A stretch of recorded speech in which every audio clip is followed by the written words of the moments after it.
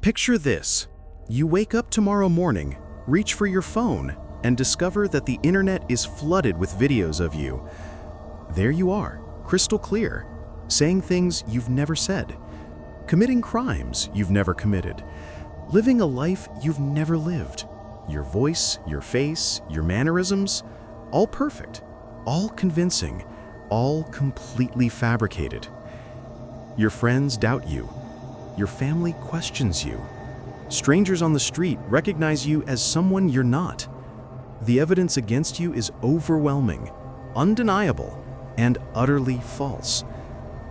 In that moment, as you stare at this impossible reflection of yourself, a terrifying question emerges. If the world no longer believes you are who you say you are, then who exactly are you? This isn't science fiction. This is the reality we're hurtling toward, a world where the very concept of proof is dying before our eyes. For centuries, we've anchored our identities to evidence. Photographs that couldn't lie, voices that couldn't be mimicked, documents that couldn't be forged. We built our entire sense of self on the foundation that seeing is believing. But what happens when seeing becomes deceiving? What happens when the stranger in the mirror isn't you, but everyone believes it is? We stand at the edge of an unprecedented crisis, not just technological, but existential. Because if pictures can lie, if videos can deceive, if even your own voice can betray you, then what proof do you have that you are real? What evidence remains of the authentic you? Are you nothing more than the sum of your external proofs? Or is there something deeper, something that transcends documentation, something that exists independent of any evidence the world might demand? These aren't merely philosophical puzzles. They're the urgent questions of our time, because in an age of artificial intelligence and synthetic media, we're about to discover something unsettling. We may have always been strangers to ourselves, deepfakes of our own making, performing an identity we can no longer prove. The mirror is cracking. The question is, what will you find on the other side? To understand how we arrived at this precipice, we must first excavate the long, winding history of how human beings have attempted to prove they exist. Because the crisis of identity we face today isn't entirely new. It's the latest chapter in humanity's eternal struggle to answer a deceptively simple question. How do you prove you are who you say you are?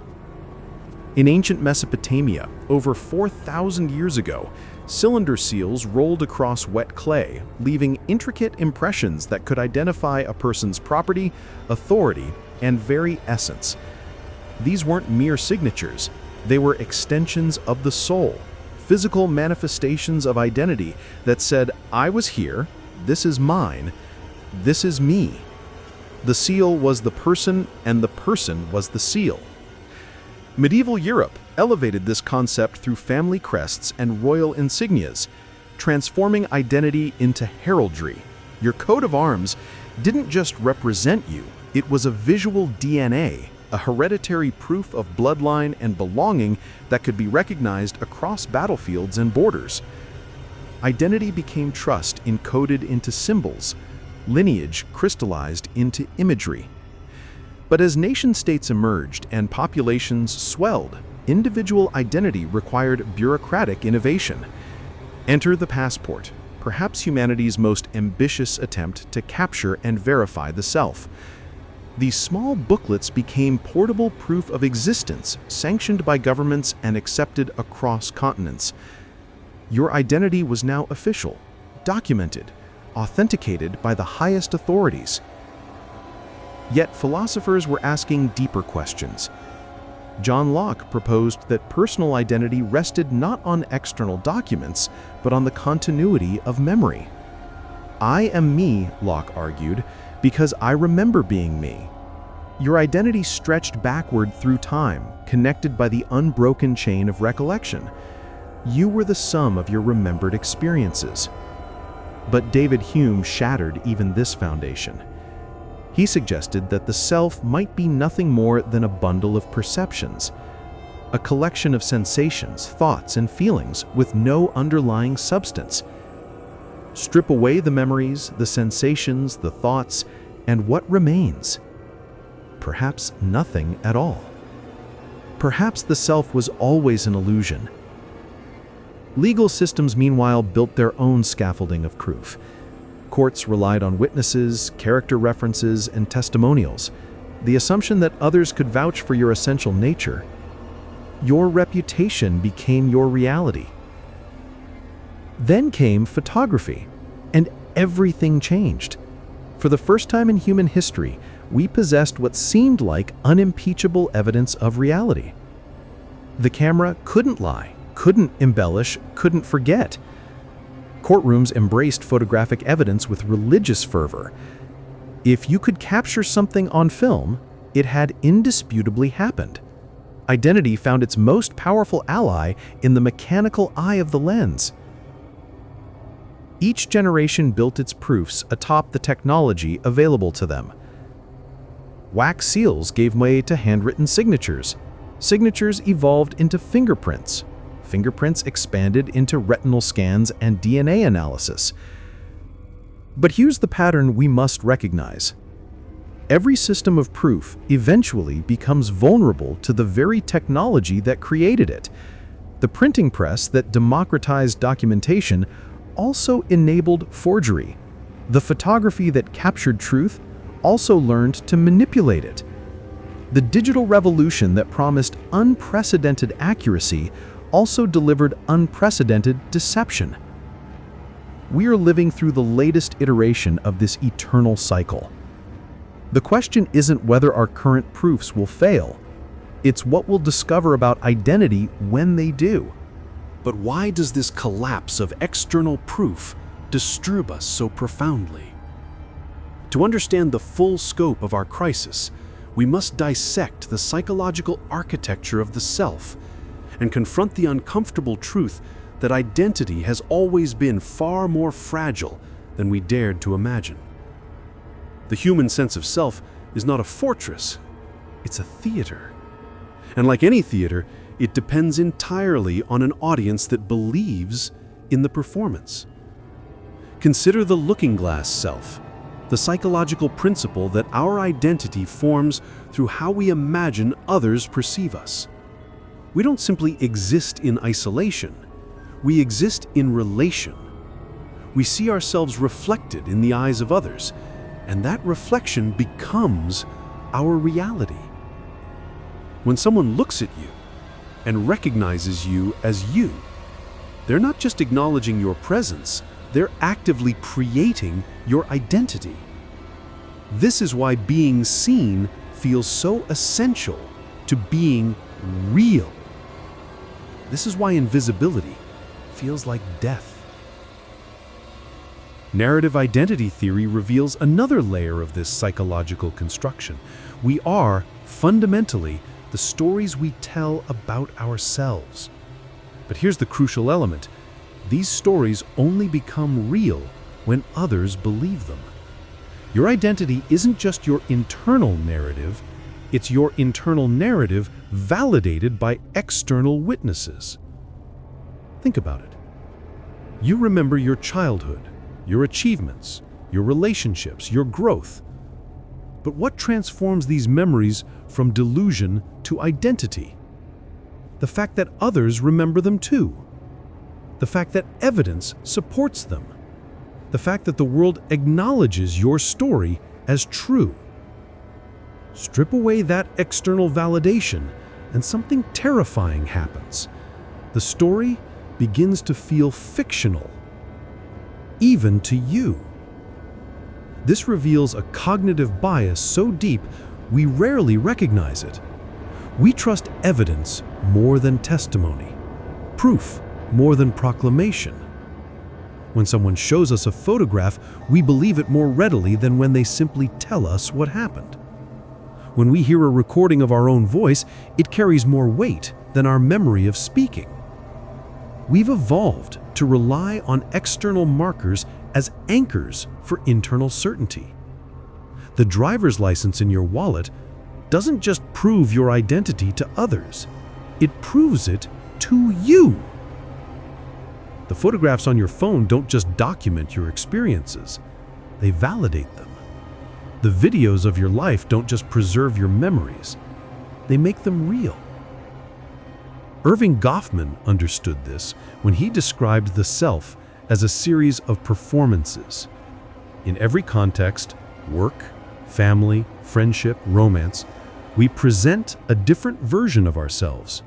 We adjust our costume, modify our script, calibrate our persona. Identity isn't fixed, it's fluid, adaptive, situational. But here's what Goffman recognized that we often forget. Every performance requires a stage, and every stage requires trust. The audience must believe that the actor is genuinely playing their role. When that trust breaks down, the entire theatrical enterprise collapses. Now imagine if someone else could step onto your stage. Imagine if they could wear your costume, speak your lines, perform your role, and do it so convincingly that the audience believed they were watching the real you. The performance continues, but you're no longer the performer. You've become the understudy to your own life. This is the psychological horror of deepfakes and synthetic media. They don't just threaten your reputation, they threaten your reality. They steal not just your image, but your agency. They transform you from the author of your story into a character in someone else's narrative. The gaslighting effect is immediate and profound. When others consistently deny your authentic self, when they point to fabricated evidence as more real than your lived experience, your grip on reality begins to loosen. You start to question not just what you've done, but who you are. The external doubt creates internal doubt, and the foundation of selfhood starts to crumble. This explains why the collapse of proof feels so existentially threatening. It's not just a matter of practical inconvenience, it's about psychological survival. When external validation disappears, when evidence becomes unreliable, when proof becomes meaningless, we're forced to confront a question we've spent centuries avoiding. If identity can't be proven, does it even exist? The answer will reshape everything we think we know about being human. We are living through the first great war over reality itself. The battlefield isn't geographical, it's perceptual. The weapons aren't physical, they're technological. And the casualties aren't just individual, they're civilizational.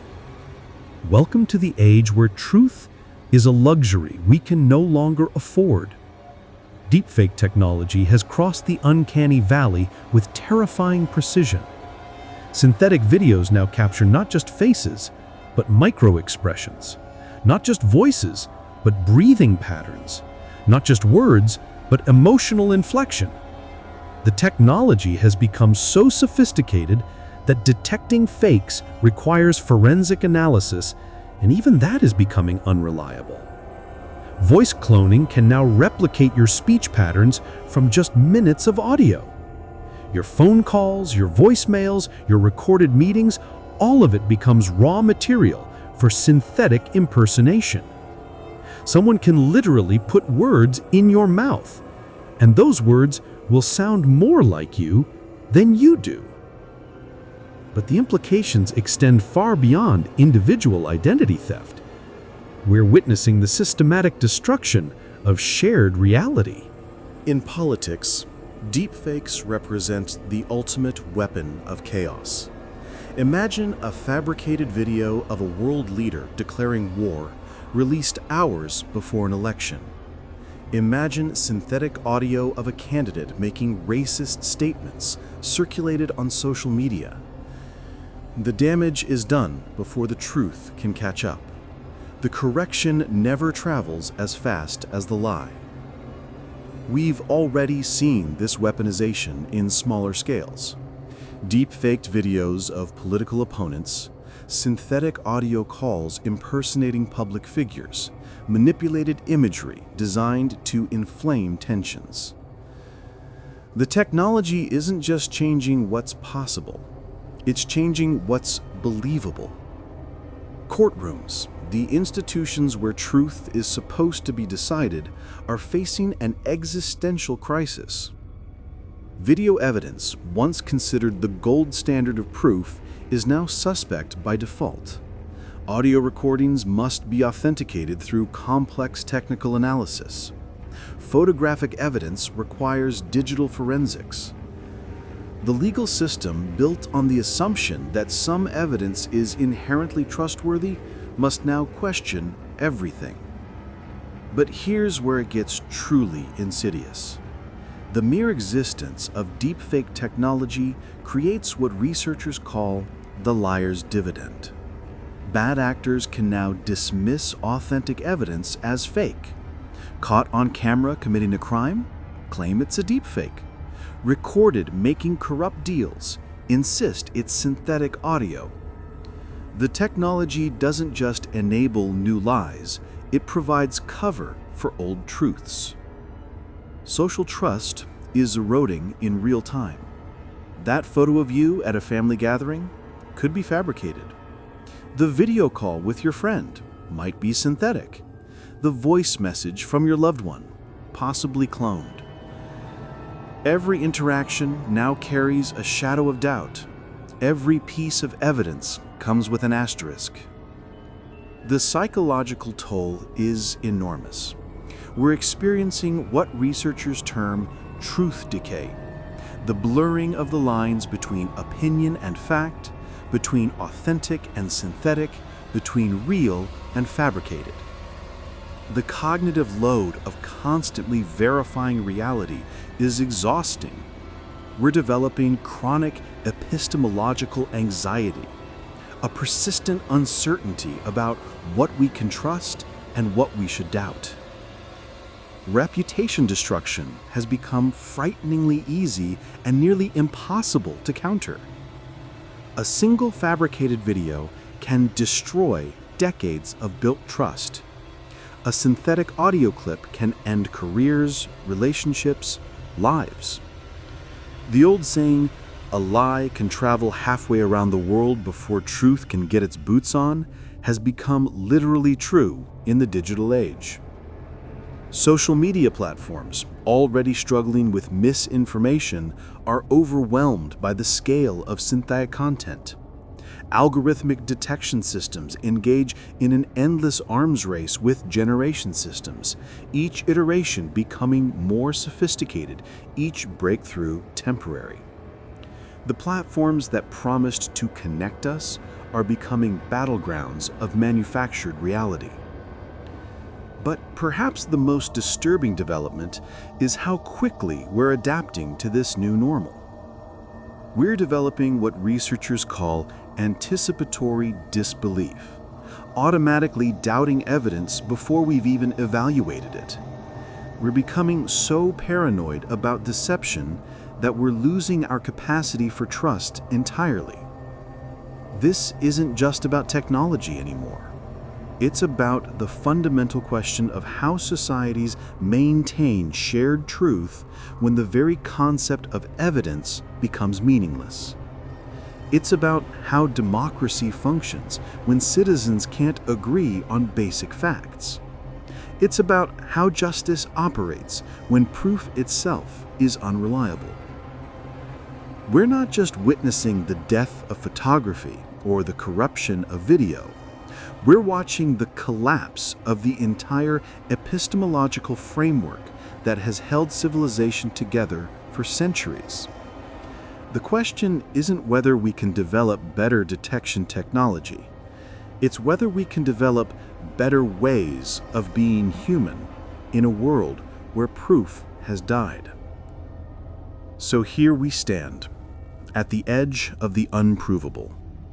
The fortress of evidence lies in ruins around us. The mirrors we've trusted to show us ourselves have shattered into fragments of doubt and synthetic reflection. The question that began this journey, "Who are you when proof dies?" demands an answer we may not be ready to hear. Perhaps we were always deepfakes of ourselves. Think about it. How much of your identity depends on curated presentation? Your social media profiles, carefully edited to show your best moments? Your resume strategically crafted to highlight your strengths? Your public persona adapted for different audiences and contexts? We've been creating synthetic versions of ourselves long before artificial intelligence learned to do it for us. The erosion of external proof isn't destroying authentic identity. It's revealing that authenticity was always more complex than we assumed. You're simultaneously more fragile and more resilient than your evidence suggests. Fragile because your sense of self depends so heavily on external validation. Resilient because something essential persists even when that validation disappears. When the world stops believing the external markers of who you are, you're forced to confront the internal reality of who you are. When photographs lie and videos deceive, when voices can be stolen and faces can be fabricated, identity retreats to its most fundamental ground, the lived experience of being yourself. This isn't romantic nonsense. It's practical necessity. In a world where proof dies, identity must be embodied rather than displayed. It must be demonstrated through consistent action rather than documented through evidence. It must be built through relationships rather than verified through authentication. Your integrity becomes more important than your credentials. Your character becomes more significant than your reputation. Your lived values become more meaningful than your public image. The collapse of external proof invites, now demands, a return to internal truth. But this transformation comes with a profound responsibility. If others can no longer rely on evidence to know you, then you must become evidence of yourself. Every action becomes testimony. Every choice becomes proof. Every interaction becomes authentication. In this new world, identity becomes something you must earn daily, not something you can simply possess.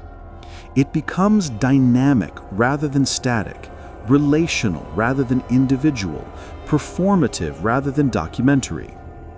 You prove who you are not through what you can show, but through how you choose to live. The stranger in the mirror wasn't someone else pretending to be you. It was you, stripped of all the external props and proofs you'd been using to convince yourself you were real. The deepfake didn't steal your identity. It revealed that your identity was never dependent on being provable in the first place. So as we move forward into this brave new world of synthetic media and fabricated evidence, we face a choice. We can mourn the death of proof, or we can embrace the birth of something deeper. We can cling to the illusion that identity was ever truly verifiable, or we can accept the responsibility of making ourselves real through the radical act of authentic living. The question isn't whether you can prove you're you. The question is whether you're brave enough to be you when no one else can prove it either. In the end, when all the evidence is suspect and all the proof is questionable, only one thing remains: the unprovable you, demanding to be known not through documentation, but through the irreducible fact of your existence. The mirror may be broken, but you, the real you, are still there, waiting to be discovered not through reflection, but through recognition of what was never synthetic to begin with. The undeniable reality of being human in a world that has forgotten how to trust what it sees. Who are you when proof dies? You are exactly who you choose to be when no one is watching the evidence.